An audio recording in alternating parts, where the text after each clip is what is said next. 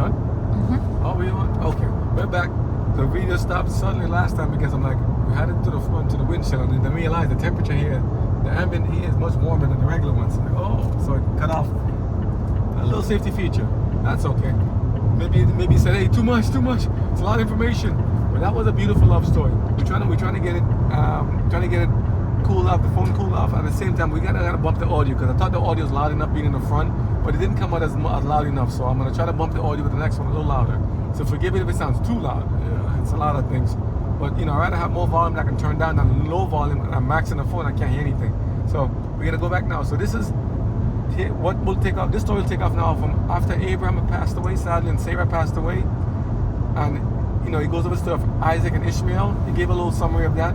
We're now going to go into the story of Isaac with Rebecca, his wife. A beautiful love story, a very interesting one. They later on had favoritism of which one liked the one more, which one liked one of the twins more. We had that parental favoritism that resulted in other things. Laban, Rebecca's brother, will come back into the story again later on. This is a beautiful story, so let me not say too much, but just say that a lot of the characteristics there are us. We are the same characters in there in many ways. And see, how is it relatable? How is it like all the time? What are they looking for? Like you see, you heard mentioned the Philistines. You'll hear Philistines were there, and they kept stopping up all the wells built by Abraham and Isaac. They kept blocking up the wells. A well was used to get water to go and to feed the people, to give them water to sustenance to grow their crops and to feed the livestock. Livestock was like money, your wealth. The Philistines were troubling them since back then. That bad group was troubling Isaac and Abraham back then. Where it's like you block up the wells and dam it up. So this way, try to starve you out of water, to starve you and force you to possibly move. Like maybe you ever heard of bad neighbors or bad people who want to do you harm? Bad-minded people? Yeah, they had bad-minded people back then. The Philistines, the same one you hear later on being fought by David and Saul and everything else, and troubling Israel all the way. The same Philistines that God pronounced judgment upon. The same Philistines were there, troubling the people back then, troubling God's people. Isaac and Ishmael, them just want to live and do what's right, and just to live life and take care of their family and move. They're traveling. They have herds. The herds need to feed. They have flocks. They need to have water and food. But this wicked group of people had to go there trying to block and stop them. For what reason? Isaac didn't start to provoke any provocation with them. There was no fight going on between Isaac and them. Isaac was trying to make a well to find a place to find a home. Isaac was looking for his home, a place of dwelling that he can have for himself. They're traveling with the herds to feed and stuff and to have a place to live and to survive and to thrive. Do we all want to be able to live and survive and thrive in a place where we're welcomed and not troubled on every side? That's what God said, the new Jerusalem, new home, new earth. We won't be troubled by people who want to take our land. We'll have vineyards and be able to sit down and relax there and build homes and not be scattered out of it, or be occupied, or be conquered or dominated. So were there wars going on back then? Yeah. Are there wars going on today? Yeah. Were they trying to travel to find a better life? Yeah. Are we trying to get a better life today? Yeah. There's a lot of things you can see that relate between them and us now. So say, how really different are we? And they said, oh, these people were Neanderthals back then, cave dwellers and all this stuff. I don't know about that in the Bible. I heard nothing in the Bible about people being Neanderthals and cave dwellers or cavemen and can't speak it right, have to hit rocks and find how to find flame. In the beginning, it was done. Perfect as it was back then, and God made it all perfect. We made choices to sin, and we end up in the calamity we are today, living based upon our actions of the past. So, it's in our best interest to learn the truth. Let the truth set our minds free and our hearts free, because we're tired of being slaves to conformity, slaves to the system, slaves to our lies, slaves to the sophistry of the devil, slaves to tell us that our past has no beginning, slaves to the whole lie and deceptions of all the time in the past. It's time for the truth. Let the truth come out. So we shall continue in Genesis chapter 26 of Isaac and Rebecca, here with Abimelech, where he let her go because Isaac was also someone similar like his father. Isaac was scared that the men would kill him in the city because his wife was pretty. Isn't that interesting? Abraham's wife was pretty. Sarah was pretty too, and he was scared. She was his sister, actually. His father, but of a different mother, right? Same dad, but different mother, different mothers. And Isaac now is scared because Rebecca's so pretty. And what the people did back then, they're very sneaky. What they'll do is they want to get you. They know that if you take a man's wife in adultery, you can't take a man's wife while he's alive. It's wrong. So they said, well, there might be a loophole in the law. Do we know anybody to make loopholes in the law? Loophole says, well, if the husband is dead, then the wife is free. The women are being victimized back then as they are being victimized today. taken into their harem as concubines, taken as their trophies, all that stuff back then. Women are being treated just like property, you know, as cattle or as people's commodities, not by God's people, but by the other uncircumcised, wicked people all the time. Traffic the women and enslave them anywhere they can. And when they had a war or battle, they'd always say what? Destroy, kill the men, destroy the city, but save the women and children. You always hear the story. How many people happen in war, calamity, somewhere in life? Save the women and children. Women and children were there too. Women and children, because why? Are women and children that vulnerable? Are women and children that precious? Yes, they are that precious. But when you mention something about women and children, has a lot of significance, has a lot of emphasis and priority to what goes on. Men, we're not expendable, but we do things differently. Men have a way of trying to be protective of the home, of the family, of the children. And especially if you're going to be a husband, you're going to protect your wife and children and your family. You do your best by God's mercy to protect your wife and family. That's how God says He made them both male and female. Because the men, husband, have a different characteristic that reflect the protectiveness of God. Defend the home, defend the children, defend the wives. Women have a different role. I don't know all of it, but the Bible gives us some examples of what they do. Motherly, nurturing, caring, long-suffering, diligent with her hands. Proverbs 31 tells you what she does. Her husband doesn't have to worry about her. She's self-sufficient. She's independent. She's good. You didn't talk about anybody being attractive or the next USA or the next model. You didn't talk about the swimsuit edition. I never hear God talking about the swimsuit edition and what the women should be like, the next model, and the swimsuit. So when you watch this pageantry, what are you watching the pageantry for? How she can cook and clean and all that stuff, or you want to see the swimsuit? To be honest, this is the swimsuit section. Messed up. But I'm saying, let's get to the truth. Let's hear about the godly women and the godly men that God had in there. Let's hear about them. Not only when they're doing things good, but when they messed up too. Yeah, like Esau. Sold his birthright because he's hungry for his food. To feed his belly, he wants to sell his birthright. He gave up his birthright. Birthright means your entitlement, like a title, like a deed to everything God was going to bless him to the father. From Abraham into Isaac. Esau didn't think it was worth it. Esau thought it was just, what is that? You have anybody in the world that takes their blessings and their heritage from God as, whatever, as like, what does that mean to me? Well, it happened back then too. And when time comes for accountability or time comes to receive the blessing, he lucked out, he missed out. But the way it was taken from him was not right. It was undermined. That's why Jacob's name was called what it was called. So God had to make some changes here. He had to go fix up the situation. So they said, does God stand by idly and watch everything happen? No. God is involved in every situation of our life. Whether we believe it or not or see it or not, He's there. So we're saying, what is God doing here? What is He doing with our lives? How is He playing a part? He's been involved since from creation up until right now as you hear this message. So how you think you're hearing it? If you're hearing it, God is doing it. So you may see one part uploaded before the other, but let's show you what it's about. God is going to take care of some stuff, okay? So let's hear the story. Genesis 26, we're going to continue from where we left off, of Isaac and Rebekah having to leave the area of Abimelech, and then from the Philistines trying to persecute them and destroy their stuff because of Isaac being fearful of what will happen to him. But God has planned for Isaac, because we have to know how the Exodus story happened, from how they got to Egypt. What happened to them in Egypt? Was it prophesied? It was prophesied. What was it? What was it about?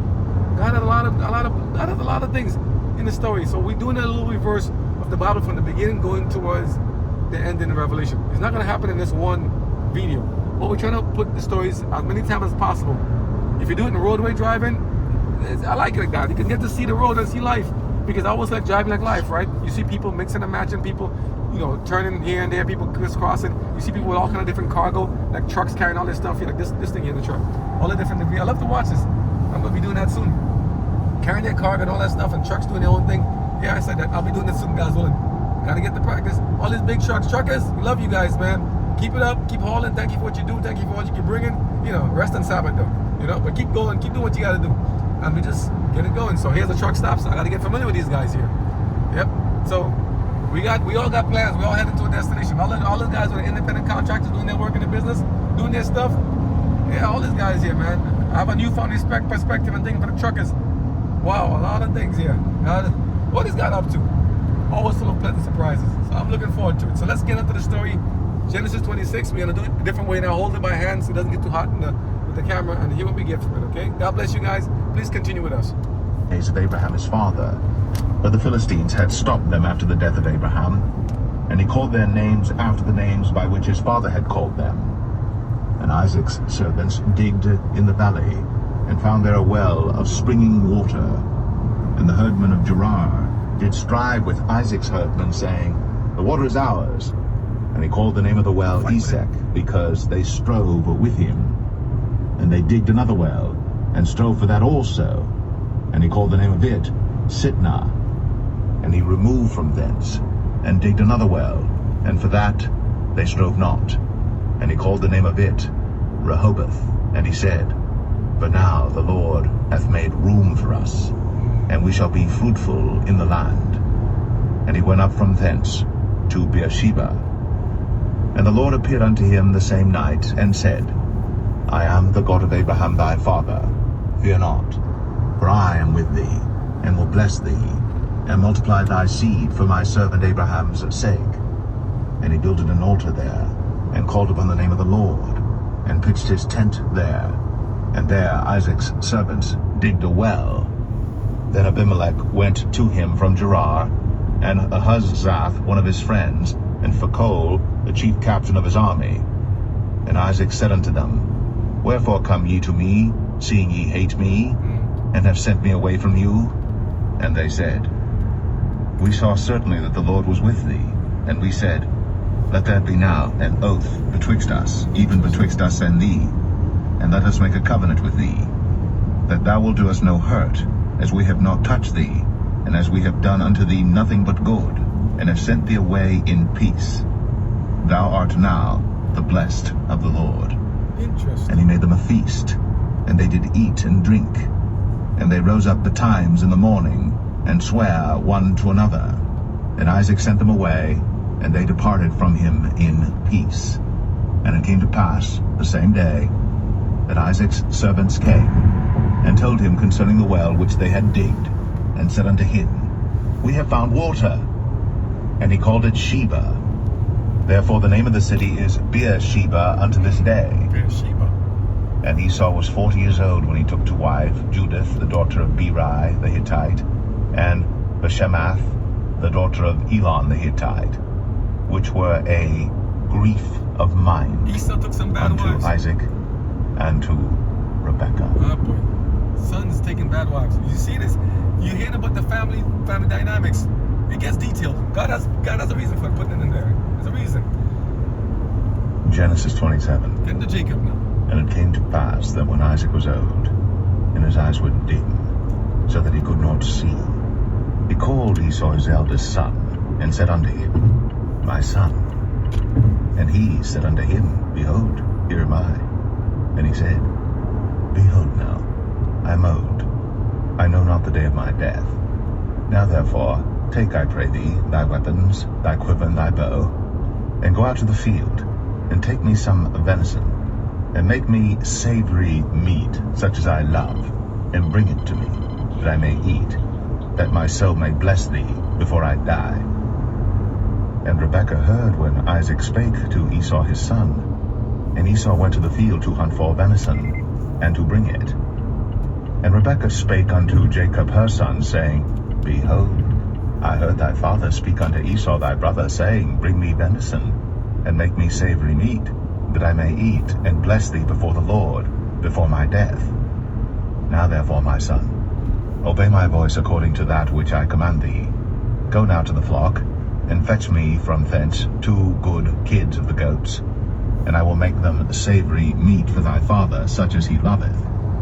And thou shalt bring it to thy father, that he may eat, and that he may bless thee before his death.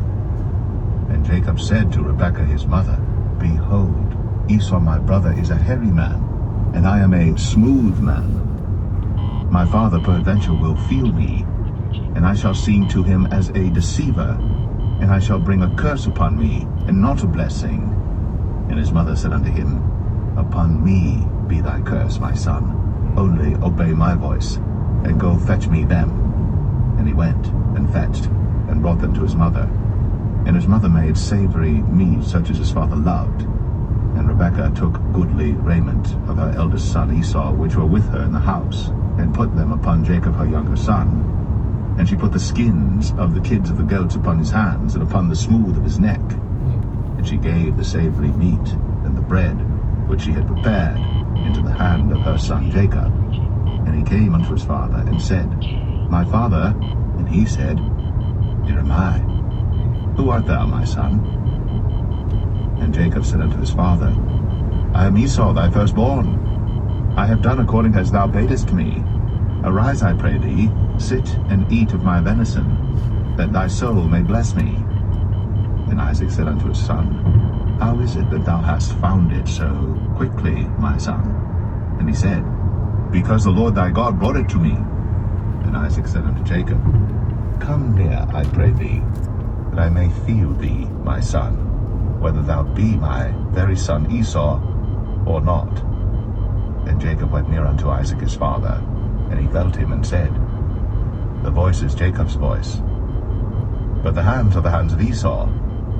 And he discerned him not, because his hands were hairy, as his brother Esau's hands. So he blessed him, and he said, Art thou my very son Esau?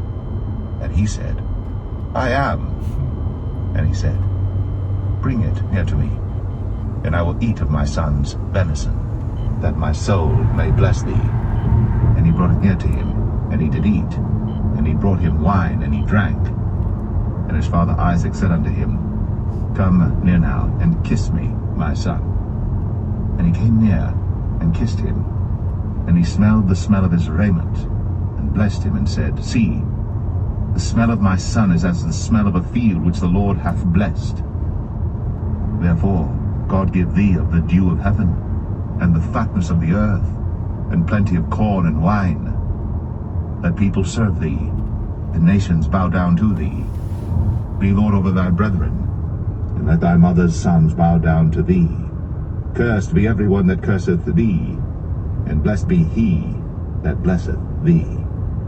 And it came to pass, as soon as Isaac had made an end of blessing Jacob, and Jacob was yet scarce gone out from the presence of Isaac his father, that Esau his brother came in from his hunting.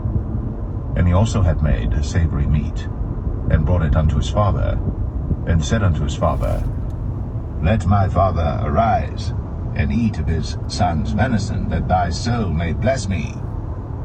And Isaac his father said unto him, Who art thou? And he said, I am thy son, thy firstborn, Esau. And Isaac trembled very exceedingly, and said, Who? Where is he that hath taken venison and brought it me? And I have eaten of all before thou camest, and have blessed him, yea, and he shall be blessed. And when Esau heard the words of his father, he cried with a great and exceeding bitter cry, and said unto his father, Bless me, even me also, O my father. And he said, Thy brother came with subtlety, and hath taken away thy blessing. And he said, Is not he rightly named Jacob? For he hath supplanted me these 2 times. He took away my birthright, and behold, now he hath taken away my blessing. And he said, Hast thou not reserved a blessing for me? And Isaac answered and said unto Esau, Behold, I have made him thy lord, and all his brethren have I given to him for servants, and with corn and wine have I sustained him. And what shall I do now unto thee, my son? Okay, here's something very interesting. It's so interesting how the blessings of a father, the blessings of Abraham, Isaac, Jacob, the blessings of a father, it's like it had so much weight. I always read the Bible and said, it's amazing how when Abraham said this, it's like they knew when they were going to die. They knew when something was going to happen. They knew when the time is up, their old age, and they made to be, it's like they knew something. How did they know that their time is going to wrap up and they're making provisions and preparations for the end, right? Like arrangements. Buying sepulchres, buying places where they died, buying places where they're going to be buried. Then they also made, got a wife for Isaac and everything. At the same time, when they pronounced a blessing on their children, it actually seemed to come true. So there's a blessing given here to Isaac. I mean, from Isaac got one, but he also got one now into Esau and Jacob. But if you listen to the story carefully, something happened. It didn't go according to how they may have thought it was going to go. Mom tried to help the son out, Jacob, to get the blessing, steal it from the father to help God out, help the promise to be fulfilled. Esau was very lax and didn't care too much about his birthright, took it to what is that to him? He gave it over some food, appetite. He gave up his blessing and birthright because of appetite for food. But it's not only about food, it's about your mentality, state of being. What are we willing to give sacrifice for God? As God always asks in the New Testament, for what will a man give his life? What is the ransom for a man's life, you know? Or what would it profit a man or woman to gain the whole world and lose their own soul? So the blessing, the birthright supposed to be given to Esau was forfeited because of Esau's choices in the past. So Esau now has to deal with the reality that it's God. Now he's begging his father, please, give me something, because they knew and they understood that blessing have it out of weight. But I said something, I may wish something to my children or to somebody else. You may have said something to your children or family or friends. How much of a weight does that blessing of a father figure? Because they all said, who are you? I'm a children of, when they asked the Hebrews, who are you? We're the children of Isaac and Abraham and Jacob, right? Isaac and Abraham and Jacob. This is why we're going over this stuff, to let you know that these are the forefathers, these are the patriarchs, the forefathers of Abraham, Isaac, and Jacob. Where the children of Israel came from, what they started from, going all in, and beyond, before them was Adam, and Noah. So they need to know where they came from, and Noah's sons. So there's a reason why God puts the chronology there. Though some people think it's so boring, this one begat, this one begat, this one begat, this one begat. We need to know the history. We need to know where we came from. We need to know our past. And as this month is called Black History Month in America, around the world, February, I'm saying, whenever you're watching it, it doesn't matter what color we are. We're all the same. Well, do you know what color the Egyptians were? Huh? Who built those big structures? What color were they? I ain't telling you. Research. What color is dirt? Where were the first humans created from? Okay, God made them out of the dust of the ground. Okay, what color is dirt? Unless you live in some cultures where it's like red or yellow, clay or sand. Okay, is there a reason why that color is being persecuted? Seem to be the most and everything, and people are scared to become that color? Well, I love my color. I ain't black, I'm brown. Okay? I never seen black there, but I seen black sand. I'm brown, okay? So I don't care what color you going to call. Well, it's black. Okay, black is a dashboard here, okay? Look at this thing here. Black is a dashboard, okay? But they want to make some definitive, put me in a class. Black is a dashboard, black is my tires, black is the tarmac, okay? I am brown. And I'm lighter brown inside and dark on the outside. I don't care what color it is in the meantime. I don't care what color you are either. Love your color is the same thing. Love yourself as God made you. Whatever color you are, red, yellow, black, and white, red, all colors in between. God be praised. Mix the two colors together, you get a whole other combination. I call it the fudge swirl. God loves creativity. We love the mix and the variety. Why are we going to limit ourselves? Well, I'm only going to marry my own. I'm going to marry my own. You marry your own. Excuse me. God made them all together. He didn't say marry white, black, and this one here. But don't get me off on another tangent. I'm saying God said, go there, be fruitful and multiply. Multiply blessings. And you mix the two together, all different cells come out, all different combinations come out. And it is beautiful and marvelous in our eyes. Let it be. Fearfully and wonderfully made. God did it, and He did it. That's it. So, just saying, birthrights mean a lot. And when you get a blessing, it means a lot. So, we have to see, are we willing to say, have we sold out something? Are we cutting ourselves short? Or are we going to hold on to the blessing? But we're not going to do like Jacob did and try to supplant it. Because here's something God says. But whatever standard we judge or whatever action we do to others, do unto others as they have it done unto us. Well, here's something. You'll see the story. Because of what Jacob did to Esau, something happens to Jacob. Because of what Esau made plan to do to Jacob, something will happen to the Edomites, Esau. So the history lives on. Their descendants live on. The children of Israel live on. The descendants of them, the Arabs, the people in different nations, the Middle East, all this stuff, they're from the descendants of the same group and same brothers and cousins. Okay? So there's a lot of things that here that tells you the Bible is true. We're all here. Okay. We're all here. In the meantime, doing what we, trying to live a life as God has us put us here. We're all the mixed multitude living in this life, trying to figure things out. This person here is a little bit too get out of the room. Can't see. I gotta see in front of him. This kind of slow me down. Speed him to 70. Yeah. God put us on the earth here to occupy till He come, to do the best and be the best we can be in this life. So how shall it be? What shall we do? Let God be the decider of that. Okay. Life baby beginners. I'm playing with those guys. Leave it alone. Back here. Okay. All right. So I'm saying, let us see what God has planned for us. But let's hear the story because it's very interesting.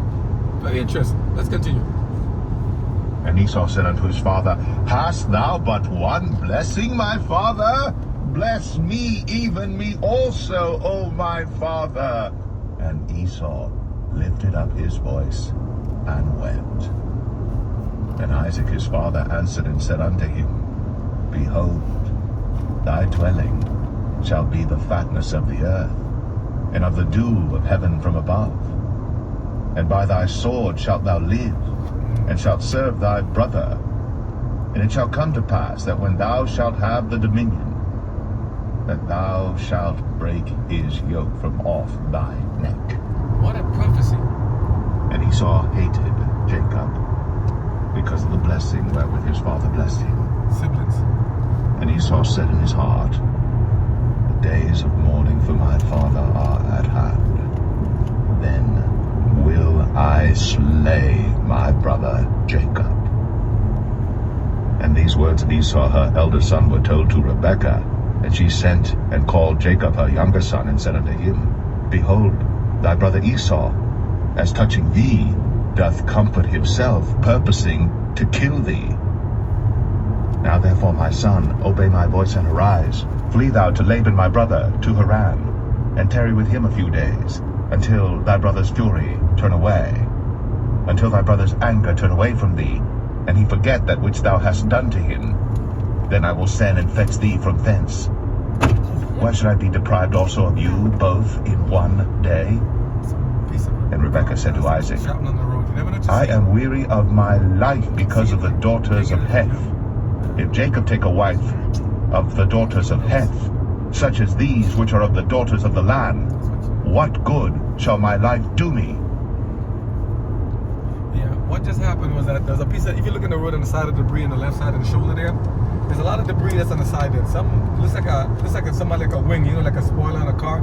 He was on the ground, he rose up in the air, flew up in the air, went backwards and hit onto the left side under the front tire. Who knows? But again, you never know what you see on the road as you drive every day. You never know what in this life what you'll encounter. Sometimes you say, oh goodness. I heard a story from one of the professors said that even one guy, one of the truck drivers was driving. He said he was driving and one of the brakes came off one of the trucks and bounced off and landed into the windshield and killed a FedEx driver and another truck behind him. So a lot of things can happen on the road. You drive every day, you take your life in your hands pretty much. Only by the grace and the mercy of God. So I always say, if you're gonna drive, pray, Lord, help us to get to where we gotta get, protect us what we gotta do. Pray that, everything works out great, but no guarantee everything will be as wonderful and beautiful as it said. We may have best of intentions, but God may permit some things to happen here and there. Similar to the story of Isaac and Jacob and Esau and everything. Esau didn't realize the potential loss of what he did, his actions. He didn't realize the potential loss of what could be. Let me go over the next link. But now he sees what he forfeited because of a choice he made in the past. He now forfeited the choice. The blessing is given to him now when his father is about to pronounce a blessing, and it's prophetic. But even in the blessing, the father gave him something and said, listen, when you're getting strong and you can break the yoke off of you, break loose. But Esau still says he's going to kill his brother because his brother's still a brother. His brother didn't steal it from him. He voluntarily gave it up. He made a choice to eat and feed his belly and to just take it so lightly. So Esau made a choice to give it up. Not because Jacob went and stole it from him like he was laying on the table and grabbed it around with it. So he made a decision that now he regrets, and instead of him saying, yes, he was right, I did something wrong, I really, really got to regret it. Now he's gonna sit there and say, I'm gonna kill Jacob. You're gonna kill your brother because of a choice you made. So he made a choice bad. He didn't want to do what we do. But you understand? If you can't serve the time, or you can't pay the penalty, don't do the crime. So he went and did this, now he wants to kill his brother. His brother's wrong for deceiving his father. God knows, because God said, thou shalt not lie, right? The brother violated the commandments, but the mother goaded him to do it. So the mom told Jacob to trick his father and to trick his mother, because Isaac at the time, his eyes were not as good anymore. He started to get kind of blinded, so he couldn't see anymore. So the mother favored Jacob. That was her favorite son, because he liked to cook. He said cook. He liked to cook and do a lot of things around the house. He listened to mama's boy, right? Esau was like Isaac. Isaac liked Esau the most. Well, not like Isaac liked Esau because Isaac, Ellen G. White tells us this in her books, Pictures from the Prophets. Isaac was more like, he never had like a hunting. He wasn't as a hunter, like a guy, like a man of the field as much as Esau was. So he liked to live, he's living out his life through Esau. He loved what Esau was doing. Esau's my boy. He's a hunter. He's a hunter. He's a real man. He's a man's man. He smell like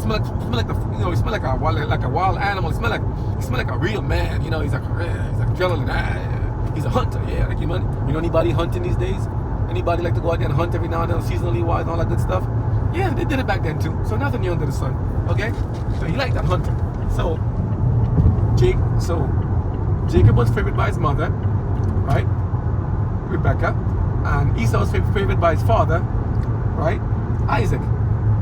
But the brothers remember when she had them born in the womb in the previous video, right? The previous video, that the brothers came out and they were striving, they were fighting.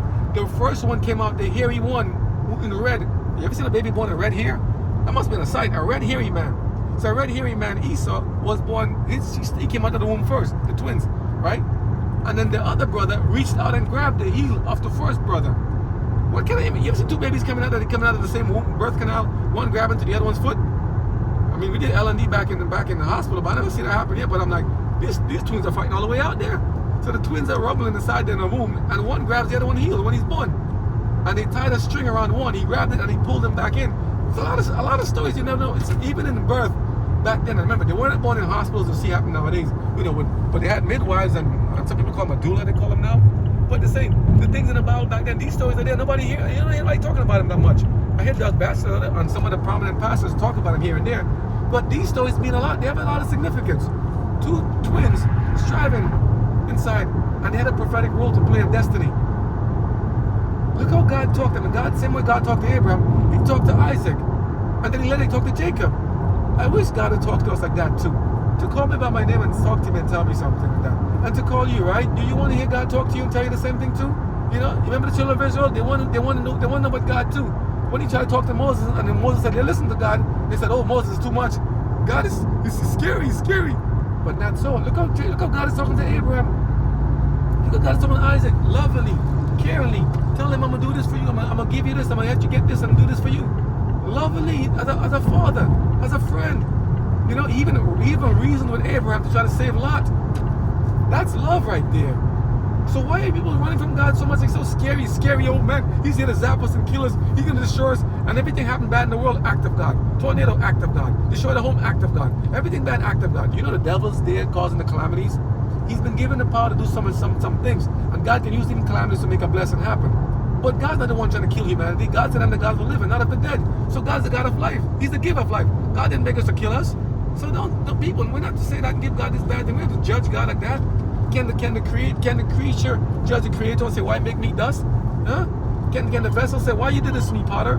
No, we have to say, Lord, whatever thou wilt, I shall do. As Mary did. Lord, behold thy handmaid. Here we are doing God's will by his mercies. Anyhow, as imperfect as you are, God says, even as imperfect as you are, come, reason, let us reason together. Though your sins be like scarlet, come, I shall make them as white as snow. God wants to clean us up and to save us and to redeem us. So, but we keep running from him, trying to find a hope, trying to find life, trying to find some new way of prosperity and success. But we can't do that, we cannot do it apart from God. We need him to be in the mix with us, and we need him to be Emmanuel. Man is in the middle of the word, man, and so is God. Emmanuel, God with us. He wants to dwell among us, in the tabernacle, in the service, everywhere, even in the journeys in Exodus. God always wants to be with us. So we have to stop running from him, okay, and to embrace him. Go wrestle with him, as you see happening in the story. So let's continue. God has plans for all of us, okay? Let's go. God bless him. Take it. Let me see. I'm trying to get this started back here, okay? And we should go from that. But I'm saying we need to, like, these stories are very important. We need to take it as it is in the meantime, and to continue to follow and to do as God asked us to do, you know? So it's like, let's hear the rest of the story. It gets interesting after this. Okay, next chapter. We're going to go to 28, I believe. It's coming. Genesis 28. His friend, his And Isaac called Jacob, and Jacob blessed had him, escaped. and charged him, and said unto him, Thou shalt not take a wife of the daughters of Canaan. Arise, go to Padan Aram, to the house of Bethuel thy mother's father, and take thee a wife from thence of the daughters of Laban, thy mother's brother. And God Almighty bless thee, and make thee fruitful, and multiply thee, that thou mayest be a multitude of people, and give thee the blessing of Abraham to thee, and to thy seed with thee, that thou mayest inherit the land wherein thou art a stranger, which God gave unto Abraham. And Isaac sent away Jacob, and he went to Padan Aram unto Laban, son of Bethuel, the Syrian, the brother of Rebekah, Jacob's and Esau's mother. When Esau saw that Isaac had blessed Jacob, and sent him away to Padan Aram, to take him a wife from thence, and that as he blessed him, he gave him a charge, saying, Thou shalt not take a wife of the daughters of Canaan. And that Jacob obeyed his father and his mother, and was gone to Padan Aram. And Esau, seeing that the daughters of Canaan pleased not Isaac his father, then went Esau unto Ishmael, Did you hear and that? took unto the wives which he had Mahalath. Did you hear that? Did you hear what he did? So Jacob, this is interesting. So Jacob, even knowing what he did wrong. He tricked his father and stuff. Maybe they were trying to help fulfill the promise, the prophecy. Maybe he's trying to help God out. So Jacob tricked his father by fault, with his mother's help to do that, right? Mom put him up to do it in the meantime. But Jacob, now seeing that it is, may have said, maybe this prophecy that God said, maybe it's gonna happen like this. Who knows? I believe, like how before, remember how when David later on, David was anointed king over Saul. David didn't try to jump the gun and try to do it himself, even though he had an opportunity to kill Saul. David said, I will wait for what comes on to me, and when God gives it to me. I'm not gonna try to help God out. Even he repented when he cut off the garment of Saul in the cave, a little bit of his garment, and said, you see, to kind of show him, you see, I could have killed you back then, but I didn't. So I'm saying, God is testing and watching and monitoring everything that happened in his life. At the same time, I believe the parents are so in tune with what's happening with God and stuff, in the sense that they're talking and communicating with him, that they're able to kind of say, hey, this is the divine working with the human, and saying, how is this working? Divine celestial with the terrestrial. God is in the midst of everything, and it's like Esau now sees that his dad likes him, right? Even though he's a favorite child, but dad gave a blessing to the oldest son, and he couldn't take the blessing back. That's significant. He couldn't say, okay, I know, scratch the blessing. He was done. He was a trickery. He was tricked. That's the blessing. So even that's significant. Why he couldn't retract the blessing? He can't. Once the other, the words, you heard the phrase, word is bond, your word is bond. Once the phrase is other and the bond is given, he couldn't retract it back. There are many things you can write and say, no, that thing is null and void. But no, this was given, and this was had to be done the certain way. So he said, but the kind of characteristic of your child, I believe the father and the mom realized the kind of personalities of their child and the children and see how they were, and say, even though they may favor them, they said, I see what it is, and they can see how they behave. Look what Esau did after he heard Isaac tell Jacob, I want you to get a good wife, a wife from the children of my people, a religious backing, one that's of a good one who loves God and seeks God. Don't get one from the Philistines or the ones in Canaan. These are some bad people here. Don't get them from this Canaan, because the Canaan there is not the Canaan we're looking to. We're going to the real Heavenly Canaan, the good Canaan, not this Canaan. But he said, pick a good wife from a good family, like how my wife Rebecca was picked, right? By going back to her father, to her family, to the good group back then, right? When Abraham wanted a wife for Isaac. But Esau saw and said, I see my dad likes he's blessing my brother, and I hate my brother. I'm gonna marry a wife that he said my father doesn't like. I'm gonna buy to bring some charm in the home. I'm gonna pick a woman that nobody else likes. I don't care, and I'll take multiple wives. I don't care, in your face. So he did it even against his father's wishes. He was disobedient to his parents. So first he sold his birthright, didn't care what it was, took it too lightly, right? So he wasn't robbed from him. He took it too lightly, he didn't care. And then you want to kill your brother because of his own wrong? Premeditated murder in his mind? What is this? Why do you think later on the Edomites attacked the children of Israel when coming out of Egypt? The descendants of Jacob. You see the story ties together? So I'm saying there's more to come from this stuff. These things are just... One second. I get choked up about the story. I get so choked up about it. These sibling rivalries happened back then, and even happen at this point in time in our lives too. Are there many people, family members, and sibling rivalries are not only of just brothers and sisters of the same household biologically. If we're all in this world, all of us are children and sons and daughters of God, then we all are siblings. Whatever color you are, whatever country, nationality you are, we all are siblings. And there are rivalries happening with our knowledge, without our knowledge. So we're saying, if we want to be in heaven together, we got to start learning to be together here and get along to here on this earth first. Okay? So, let's see. It's getting interesting. So one son says, and it could be a daughter too, we have family members says, oh, you don't like me, you don't like this boy? And you want me to be a holy good girl? I'm gonna go do it in your face. You don't want me to get it, I'm a good boy, or what is, this vice versa. Son can pick the wrong girl, daughter pick the wrong boy and stuff like that, you know what I mean? But it's like, you have kids who do this to provoke their parents and family members to say, yeah, you don't like it, too bad, in your face. Well, Esau is really provoking his family. He said, I don't like it, in your face. But yet he wanted to be blessed, right? You want to get the blessings, but you're disobedient to your parents. How so? Didn't God say there's a promise comes along with the blessings, for your obedience? Oh, You remember because it's written in the Ten Commandments after? But you know the Ten Commandments were written in heaven and already there? So because it's not given to Moses yet, the table of stone, Moses' time didn't come yet when, according to the reading of the story, not in chronology. Moses comes after Jacob's time, right? But in the meantime, the story lives on to tell us in advance that God's law was still then and is still the same now. But we have to see how these children get along and how these families get along. So let's hear the story. Continue. Daughter of Ishmael, Abraham's son, the sister of Nebajoth, to be his wife. And Jacob went out from Beersheba and went toward Haran. And he lighted upon a certain place and tarried there all night, because the sun was set. And he took of the stones of that place and put them for his pillows, and lay down in that place to sleep. And he dreamed, and behold, a ladder set up on the earth, and the top of it reached to heaven. And behold, the angels of God ascending and descending on it. And behold, the Lord stood above it and said, I am the Lord God of Abraham thy father, and the God of Isaac. The land whereon thou liest, to thee will I give it, and to thy seed. And thy seed shall be as the dust of the earth, and thou shalt spread abroad to the west, and to the east, and to the north, and to the south. And in thee and in thy seed shall all the families of the earth be blessed. And behold, I am with thee, and will keep thee in all places whither thou goest, and will bring thee again to this land. For I will not leave thee until I have done that which I have spoken to thee of.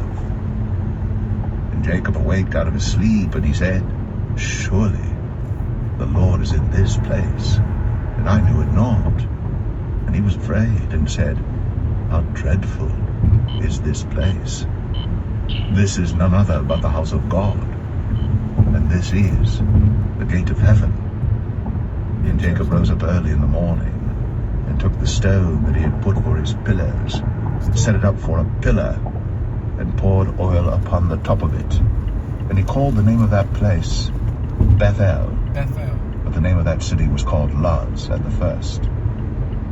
And Jacob vowed a vow, saying, If God will be with me, and will keep me in this way that I go, and will give me bread to eat, and raiment to put on, so that I come again to my father's house in peace, then shall the Lord be my God.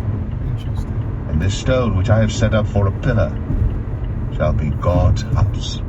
And of all that thou shalt give me, I will surely give the 10th unto thee. Interesting. Do you see how the blessing goes and how it's happening? He's learning about God too, and he's like, surely Genesis God 29. They're learning like us. Then Jacob went on his journey, and came into the land of the people of the east. And he looked, and behold, a well in the field, and lo, there were 3 flocks of sheep lying by it. For out of that well they watered the flocks, and a great stone was upon the well's mouth. And thither were all the flocks gathered. And they rolled the stone from the well's mouth, and watered the sheep, and put the stone again upon the well's mouth in his place.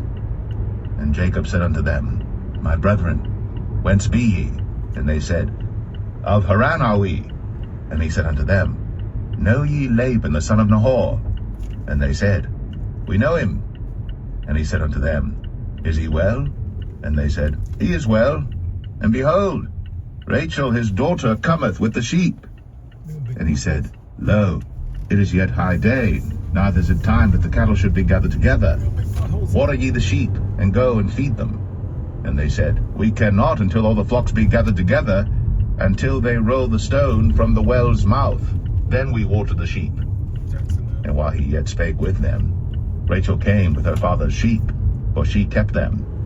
And it came to pass, when Jacob saw Rachel the daughter of Laban his mother's brother, and the sheep of Laban his mother's brother, that Jacob went near, and rolled the stone from the well's mouth, and watered the flock of Laban his mother's brother. And Jacob kissed Rachel, and lifted up his voice and wept. And Jacob told Rachel that he was her father's brother. and that he was Rebekah's son. And she ran and told her father. And it came to pass, when Laban heard the tidings of Jacob his sister's son, that he ran to meet him, and embraced him, and kissed him, and brought him to his house. And he told Laban all these things. And Laban said to him, Surely thou art my bone and my flesh. And he abode with him the space of a month. And Laban said unto Jacob, Because thou art my brother, shouldest thou therefore serve me for naught? Tell me, what shall thy wages be? And Laban had 2 daughters. The name of the elder was Leah, and the name of the younger was Rachel. Leah was tender-eyed, but Rachel was beautiful and well-favored. And Jacob loved Rachel, and said, I will serve thee 7 years for Rachel thy younger daughter. Pretty girl. And Laban said, It is better that I give her to thee, than that I should give her to another man. Abide with me. And Jacob served 7 years for Rachel. And they seemed unto him but a few days, 7 years. for the love he had to her. And Jacob said unto Laban, Give me my wife, for my days are fulfilled, that I may go in unto her. And Laban gathered together all the men of the place, and made a feast. And it came to pass in the evening. Wait, do you hear that? So he said he went to his uncle, that's Rebecca's brother Laban, and he said, okay, I will come. He said, I'll be here, because his uncle said, listen, you're working, you're helping me all the time. Let me hire you. Let me pay you your wages. And he said, what shall I give you? He said, okay, I'll take a wife. I'll take a wife, right? I'll take a wife from you. Can I marry one of your daughters, right? And some people might kind of like his cousin, because you know they're like. So if his uncle has a daughter, you know, and he married he's marrying a cousin. So it's not so much taboo to marry your cousin as it is right now, because back then they wanted to get one of their own family. So when people say, oh, you marry your cousin, your relative, they say, now you got these kids looking mutated, all kind of stuff, all this is happening. Understand, where did Adam and Eve come from, and where was Cain's first wife? Where did you think the people's wives come from? I believe that they married brothers and sisters married together back then. Where did it come from? So the sons of Adam and Eve married the daughters of Adam and Eve. I mean, if anyone hears it differently, let me know. That's what I understand from the Bible. So, but it isn't like what it is right now. You're going to marry your sister and stuff. Not just incest, all this stuff. But they make up a taboo like a bad thing right now. I mean, right now it's maybe, I don't know, it's a little thing. That's another topic. You know, but you can have a lot of them. But honestly, as diverse as we look, that's what I'm look at the mural over that picture on the wall, on the silo. Look at that picture on the thing right there to the right, next to the ships. It's like a guy or a girl in the picture. I didn't see it last time. Look in the wall next to the bridge, that silo. Can you see it? That image? This is Jacksonville. I never saw it last time I was there on the trip, but I'm like, oh, and the boat's interesting. That's beautiful. Who could paint that up there? So I saw it, but it was in the other video, but I didn't put it as much. So we're taking a little revamp, a little trip again to see. But yeah, go back to that. It's like so he said, give me a wage. He said, he said, okay, I will then. How about I'll marry one of your daughters. I want to marry the pretty one, Rachel. Because Leah's okay, but Leah's eyes were not the greatest. Leah couldn't see. That small eyes, she couldn't do as much. Jack's Portali, what is it? Jack's Portali, not 21st, not this one. Yeah. You had to marry him. So you wanted to marry the younger daughter, which was the pretty one. Leave the older one there. Anybody want any guys? You hear me? Any guys who want to marry the pretty girl? You want the pretty girl, right? The one that's attractive, one that's good, one that's nice. You want the pretty girl, right? How the older sister feel if the younger one is married and she's not married yet? Hey, what about me? That's not nice, you know. It could be a problem. And there was a problem later on. There's something that happened. What do ladies do when ladies want to say, hey, I'm a little jealous, or I'm a little envious of what's happening between these two? But let me not give away the story yet. Let's hear the rest of the story and I'll tell you. If we don't finish it by the time the story goes and we stop, I'll let you know what it is. But it's an interesting story. Let's hear the rest of it. Keep going. Yeah, but just saying is like, but keep an eye on this Laban character, the uncle. Keep an eye on Jacob. His name was called Supplanter. So keep an eye on an ear out for Laban, what Laban did to him. Because remember he's saying, you do unto others as you would have done unto you. Let's see what happens. So he's going to work 7 years. He works, that's what I started talking about it. He worked 7 years to kind of what they call pay dowry, to work 7 years to get the girlfriend, the wife he wanted. Are there any guys nowadays who work 7 years to work into their father's home of the mom of the wife he wants to marry? Work 7 years for them. 7 years to get. Most people maybe date for a couple months and get married, get hitched. He worked for 7 years of his life to marry the first wife he wanted. 7 years. And then something happened after that. Let's see what happened. Then he took Leah his daughter, and brought her to him, and he went in unto her. And Laban gave unto his daughter Leah Zilpah his maid for an Wait, hold on. Before that, you happened? So Laban tricked Jacob. See, I should let it just pick myself. And gave Jacob Leah. When did it happen? He tricked Jacob and gave him Leah to marry first, while she was under the veil. He gave him a substitute wife. He gave them the older daughter instead of the younger one that he wanted after 7 years of service. And he said, wait, what's this? When he found out in the morning, I went the term. Some people, I think you know what it means. I can't understand when it says Noah. That term, when someone knows you, right? The term to know means to go in on them, to have intimate relations with them, to do what you gotta do to make children, right? You know what I'm saying? Kids are watching, you gotta make it like simple, right? So pretty much, he worked 7 years to get his first wife, and he did not touch her. He did not sleep with her, he didn't shack up, he didn't go have premarital sex, he didn't do all that stuff. He worked 7 years to marry his first wife. Just as how Rebecca also didn't do anything to Jacob, didn't date, didn't go fool around, go mess around before they got married. Okay, so God's way is still the best way. Get married and go have all the fun you want, but don't do premarital sex, okay? You're going to violate your oath, you're going to violate the commandments, it's fornication. Punishment of that is death in time. Okay, in some countries, they actually kill you for doing that stuff, so be careful. Don't do it, you've been warned, you know what I'm saying? Okay, so go back to this. So now, 7 years, didn't touch her. 7 years, you waited for it, and finally going to consummate the marriage, get married after 7 years. I know I said it fast, I want to say just on what I said, but I'm saying is like, you know what it is? If you love a woman that much, you love him that much, you work for it, you do it. Women, you see how valuable you are? Somebody gonna work 7 years to get you? Yo, girl, 7 years to get you? That's a lot of time. He said, but him, he was such in love and loved her so much, he was like nothing to him. It's like, what's yesterday? That's love. Anybody, Valentine's Day was yesterday. People going to this fake spurious holiday of Valentine's Day. You gonna love me, you gonna work for me for, imagine that. Woman, ask the guy, you gonna work for me for 7 years? You gonna court me for 7 years? You gonna tell me you love me for 7 years and then see what happens? I don't see that much things happen nowadays, but let's see. I gotta get off of here. So, but he did it, worked for 7 years, and then got married to the wrong woman. What happened? and maid. And it came to pass that in the morning, behold, it was Leah. And he said to Laban, What is this thou hast done unto me? Did not I serve with thee for Rachel? Wherefore then hast thou beguiled me? And Laban said, It must not be so done in our country to give the younger before the firstborn. Fulfill her week, and we will give thee this also for the service which thou shalt serve with me yet 7 other years. 7 more years. And Jacob did so, and fulfilled her week, and he gave him Rachel his daughter to wife also. And Laban gave to Rachel his daughter Bilhah his handmaid to be her maid.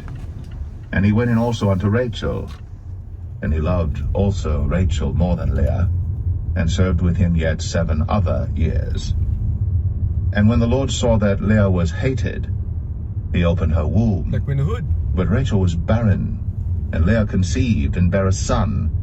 And she called his name Reuben, for she said, Surely the Lord hath looked upon my affliction, now therefore my husband will love me. And she conceived again, and bare a son, and said, Because the Lord hath heard that I was hated, he hath therefore given me this son also. Well, here's something. Well, let me do this real quick to say this. So, here's something real quick to go over this story. So, look at this. So, imagine, how would you feel if you were like the second choice? How would you feel if you like, you're the older sister, you don't look as pretty as the younger sister, it always happens. Some like the young ones to get the extra good stuff coming after them, right? You're like a younger sister, and it's like, you want to get married and get hit step 2 and have everything good to you, but instead you kind of get like passed over, like, the younger one is the pretty one, and that's the one everyone wants. And now it's like, you have a little jealousy here. I'm not wanted as much, but here's what happened. She may not be as pretty, but she's the one that can have the children faster. So she can make a lot of children. You see what's happening around here? So even though Leah was not as pretty, Leah was like popping out kids like bunnies. Pop, pop, pop. She could make children fast. And even when she could make kids, she then had a handmaid that given to her. All of them had a handmaid, like a servant. They popped out kids for them. I'm like, what's going on here? So a lot of stuff was different. So the one that's not so attractive and pretty, they all say you want the model, but then you end up marrying the one that can cook at least. So he married the one. That's the phrase, you know. I'm not saying I'm not saying I'm part. I'm just saying. So he married the one that's not so. He married both of them. He worked 14 years to get 2 wives because he was tricked by the father. He tricked other people, and now he got tricked. And then he's like, "Whoa, I got to do what I got to do." Let me pause a second here to discuss this. Right? He worked for 14 years to get 2 wives, and it's like, wow, would you work 14 years to get 2 wives? Must have 7 to get 1. But he did it, and then the one is despised and the other one is this, and then 2 wives are having a rivalry. 2 women are battling over their husband, and they're having kids that, well, one could have a lot of kids. The other one, the one that's the pretty one that he liked the most, that's so nice and attractive and all the good stuff he wanted, she can't have that many children. It was hard for her to have children. So something happened in the relationship. Something's going on in dynamics. Like, what would you do? Can anybody relate to these stories? Let's find out what happened after that. So we'll stop. So we had Genesis chapter 29, 34, and somewhere in between there. 29. Maybe I'll play it back again to here because I said something between. We'll go back to this. So when I get to the next version, we'll put it back up, including that chapter again. Because it's an interesting story. It's a love story. What a depth story for real. Didn't go according to plan. And at the same time, maybe it did. A lot of lessons came out of it. And even something that didn't happen that wasn't supposed to. They had sons, and some of the sons were not as respectful of the marital relationship. You're talking about stuff you heard about in soap operas and other stuff. Well, I'll tell you, if one of the sons must have slept with one of the wives of one of his other wives, it gets messy. It's the Bible. No, it's not. God didn't put it there to say, listen, go do likewise. No, he said, looking. Tell me, remember Jerry Springer and the shows they had back then, the other stuff, Ricky Lake and all the other stuff, Montel and all the other shows they had back then, and Arsenio Hall, if you're old enough. All of the same daytime soap opera stuff. We watch this stuff nowadays and goes, oh, soap opera, days of my life, all the world terms, all these other soap opera. Blah. Now it's in Bollywood too and other stuff, right? All this Hollywood. What about recently? Didn't have a recent thing I saw with the Emmy or the Oscars where somebody had their wife accompany them or the girlfriend, and she was like naked in a dress? It's Kanye. And it was Kanye, and I'm like, I don't know what's going on with that. Wasn't he the same one that was talking about Jesus, the Jesus thing also, and another video, and singing songs of Jesus and stuff? And then you're gonna do this to your wife? I saw videos of him also doing some stuff, dumped him on a boat in Italy, and I'm like, I don't know, but a lot of stuff is going on that's not great. There are a lot of wolves out there looking like they're sheep. Be careful who you listen to. And he could spread a lot of messages, but you know what I say also? We have to judge them and say that maybe they could be fighting and battling to break loose of the satanic influences. Maybe like all of us, because we see them in the top, right? They're the guys out there. Those actors and celebrities are there in the forefront. So they're like the presidents. They're the top. Didn't the president also do some things bad too? We know in history, yeah, many of them do. Didn't people? And most times, you know, this is double standard. Some of these people, as top officials, do bad things to people, and they seem to get no charges and penalties against them. I go out there with a wife or somebody walking and she's naked, they charge you with lewdness and decency, right? Even to pee on the side of the road somewhere, they charge you some places. But somebody walking there in a carpet, whatever performance, and you come out there with your wife naked. I mean, seriously? Or your girlfriend naked? They got kicked out. They kicked out, but it's like the whole world saw the goods. Yeah, but here's the thing though, it's a minor. But what happened if suppose that's part of the norm, but the camera's just not rolling? Understand what I'm saying? What about Harvey Weinstein, these other guys back then? What about Epstein? We're worried about the books coming out, the stuff coming, the flight logs, all this other stuff happening in this world in America's politics. What about other countries where the stuff happening in Bollywood and other stuff? What about in the Philippines and other countries and stuff, in China and Japan, everywhere, in Australia? There's all this sensational, lustful, garbagey, swampy, but you're hearing human behavior on profile. So it happened back then, it's happening now, and it's going to happen going to the end of time. And it's going to get even worse. That's the good news, right? Yeah. Before it gets better. That's the best news. Okay, so let's see what happens. 2 wives that were not exactly picked to be the way it's supposed to be, by a husband who got the right and the birthright to things that he wasn't supposed to do the way he did, but God still worked the situation around to make it so that he can still bless the people for doing it when they did it the right way, even after making some bad choices, only after they repented and made the right proper choices. So God can work with us wherever we're at. That's the good news. God can work with us wherever we're at. Okay, I'll end it here. We'll continue by the grace of God to the next video. Okay, thank you so much. We'll continue. Interesting. God knows. Thank you.